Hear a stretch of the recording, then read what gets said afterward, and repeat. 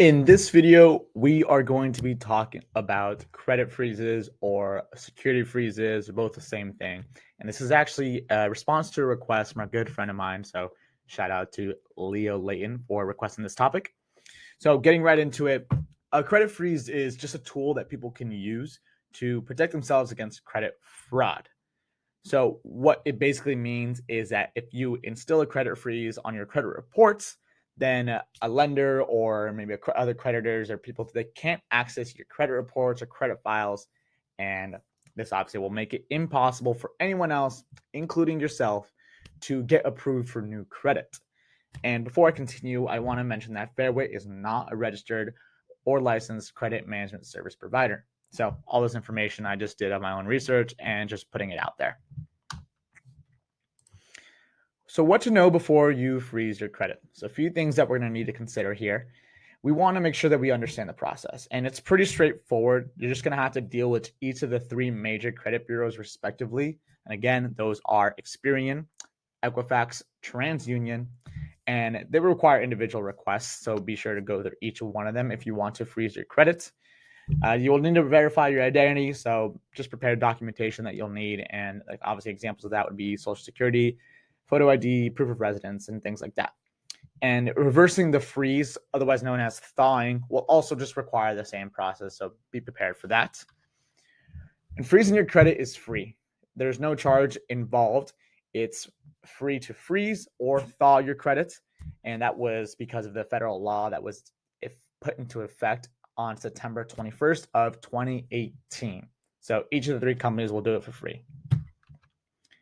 And freezes do not protect everything. A lot of people think it does protect against identity theft, but it's not the case. It's really just to prevent someone from committing credit card fraud by opening an account under your name without your permission. It doesn't protect from identity theft. It just limits the use of your stolen identity by preventing credit fraud. Make sure you explore your other options. For the most part, it is just a lot of inconvenience to do it.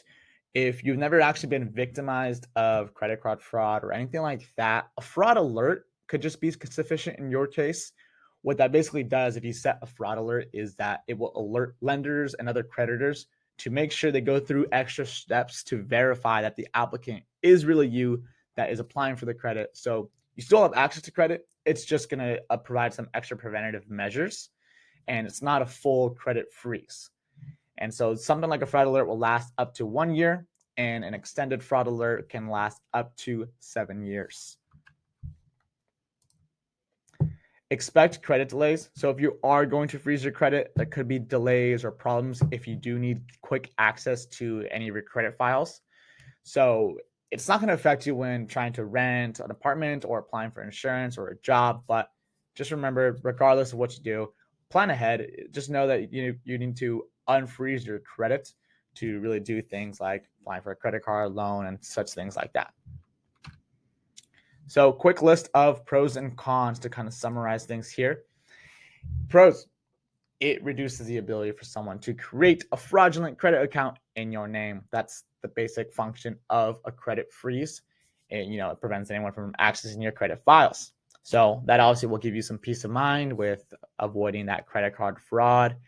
The good thing is it does not affect your ability to use existing credit card accounts. So that's awesome. Anything that's already in place will keep it in place. And if you are an impulse buyer, it could help you in stores where they're asking you to open these new credit card accounts. So it could help control yourself there.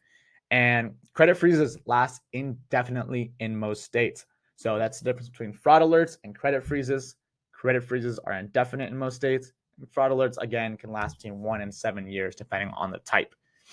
Cons: it's not guaranteed to be 100% effective. So like we mentioned, you're still vulnerable to identity theft, and you're going to want to monitor your credit report really regularly, regardless of whether or not you have a freeze, to make sure that things are being reported appropriately. And you'll also, another con is you'll need to contact each reporting agency to freeze and unfreeze a credit report.